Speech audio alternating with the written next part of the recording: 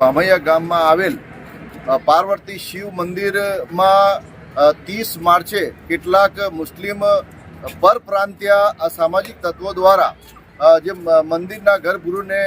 નુકસાન પહોંચાડવામાં આવ્યું અને એમાં રાખેલી જે મૂર્તિ છે એને ખંડિત કરવામાં આવી. એના માટે અસામાજિક તત્વોને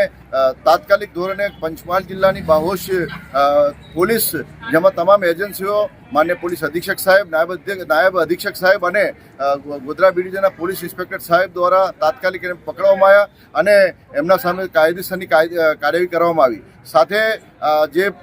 મંદિરને ગર્ભગૃહને જે ખંડિત કરવામાં આવ્યું છે તેના માટે અને હિન્દુ ધર્મની જે આસ્થા અને જે ઠેસ પહોંચી છે તેના માટે આખો સમગ્ર મુસ્લિમ સમાજ આ બનાવને વખોડે છે અને એને ટીકા કરે છે અને ભવિષ્યમાં આ પ્રકારના બનાવ ના બને તેના માટે પણ અમે ખાતરી અને વચન આપીએ છીએ.